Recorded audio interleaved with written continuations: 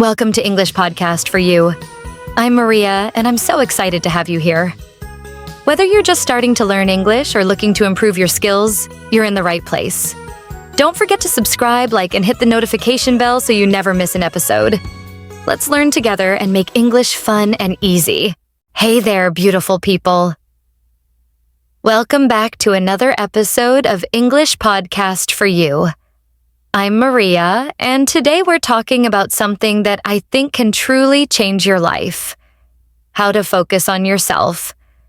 But today's episode is extra special because I'm not alone. I have someone with me who's going to make this conversation even more fun and interactive. His name is Jack, and he's joining me as a co-host for today's episode. Hi, everyone. I'm Jack, and I'm really happy to join Maria today. My role here is simple. I'll listen carefully, ask questions, and especially stop Maria whenever there's a difficult word or phrase. That way, you can learn English in a natural way, almost like you're part of the conversation with us. Exactly. Think of Jack as your voice in the conversation. If you don't understand something, he will ask me about it. So let's dive in.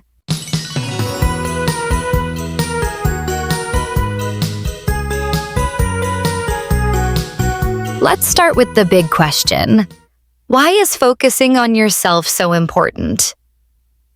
Many people think it's selfish, but actually, it's the opposite. When you focus on yourself, you recharge your energy and then you can give more to others. Wait, Maria, can you explain the word selfish? Of course. Selfish means only caring about yourself and not thinking about others. For example, imagine someone takes all the cookies at a party and doesn't share. That's selfish. Oh, okay. So being selfish is negative, but focusing on yourself is positive. Exactly. It's like recharging your phone battery. If your phone is dead, it can't work. If you are tired and stressed, you can't help others. But if you recharge yourself by resting, eating well, or doing things that bring you joy, you have more energy for the people around you. That makes sense. I think a lot of people confuse those two ideas. Yes, and that's why we need to change the way we think about it. The first step to focusing on yourself is to set boundaries. Boundaries? What does that mean? Boundaries are like invisible lines that protect your time, your energy, and your emotions. They are rules you make for yourself. Imagine your boss sends you messages late at night. You feel stressed, but you also feel like you have to answer. A boundary would be deciding, I don't answer work messages after 8 p.m. That's a healthy limit. Oh, I see. So boundaries are not about being rude. They're about protecting yourself. Exactly. Another example. Maybe your friend always asks for favors, but you're already busy. It's okay to say, I can't help right now, but maybe next week. That's setting a boundary. I think many people are afraid to say no. Yes, because they don't want to disappoint others. But here's a powerful thought. Every time you say yes to something you don't want, you're saying no to yourself. Wow, that's a strong way to put it. And that's why setting boundaries is the first and most important step. The next step is to limit social media. Why is that so important? Because social media makes us compare ourselves to others. Compare? Compare means to look at two things and see the differences. For example, her car is bigger than mine. Or, he looks happier than me.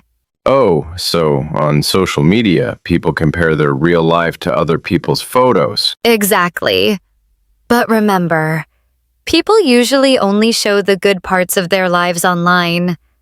They don't show the stress, the problems, or the messy kitchen. So it's not fair to compare because we're comparing our real life to someone else's highlight reel. Yes, and that's why it's important to limit scrolling.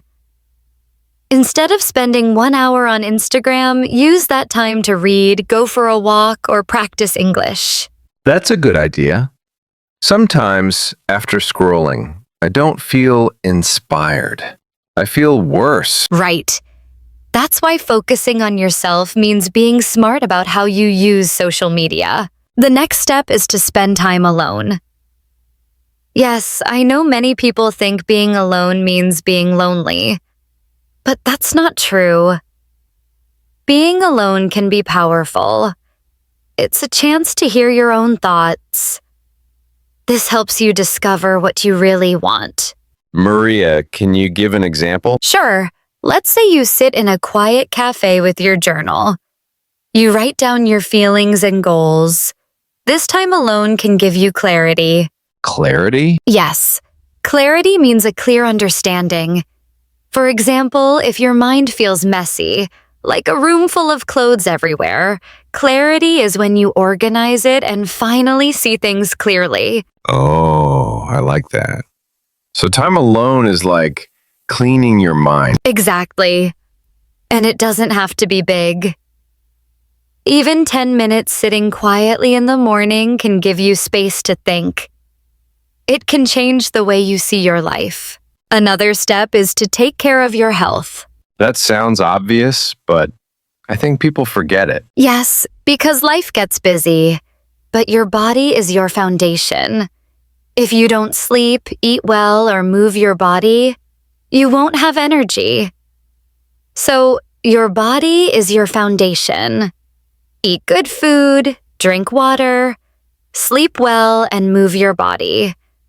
Even a short walk outside can make you feel more alive and focused. And the last step is to work on your goals. How do we do that? First, write them down. Then break them into small steps. For example, if your goal is to learn English, don't just say, "I want to be fluent." Instead, make small goals. I will practice 10 minutes a day, or I will learn 5 new words this week. That sounds easier. Yes, because small steps add up to big results.